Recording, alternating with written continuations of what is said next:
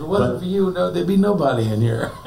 This guy's been playing my music since I started. You know, that was 2000, and we're just chatting about that. And up there in Boston, we're still heard on a lot of stations up there like WPLM FM.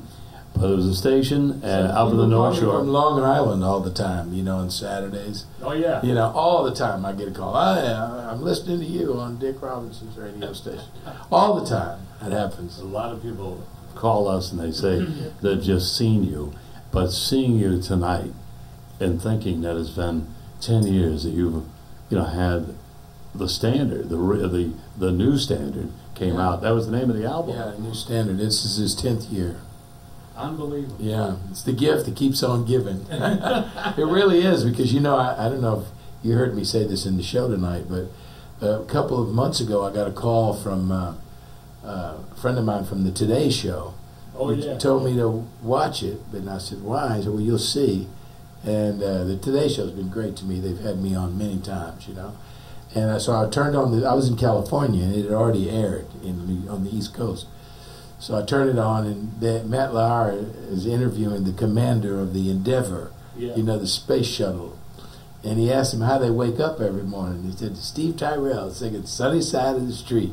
And that's on that first album, When I walked into that, I didn't think that it was 10 years. It seemed more like we've been together, joined at the hip, because at one time you were the head of record companies, and then you became a singer way back with Scepter Records and the Shirelles and a bunch of other people, and Dionne Warwick and Burt Bacharach. Tell a little bit about those days. Well, I started my career, really my professional career, when I moved to New York.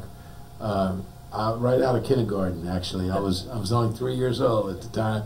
And Lollipop, little boy. I started working with Scepter Records and Dionne Warwick and Burt Bacharach and Hal David. I hope you have a copy of that album, because the Back to Bacharach album is very.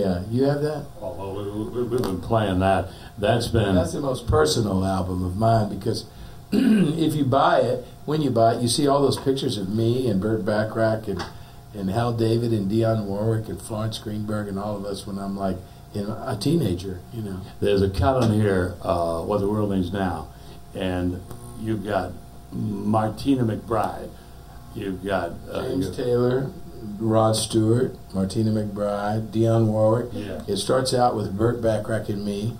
He plays piano and I sing the first verse. And then Dionne comes in, Dionne Warwick. And we did all that, and everybody on that track donated forever their royalties to cancer research, And the biggest people to have used it so far, the Los Angeles Dodgers, have used it as their theme song for their Think Cure Cancer campaign. And they play it every year at Dodger Stadium, and they use it, on their website or whatever, and they raise money, and they've raised millions of dollars.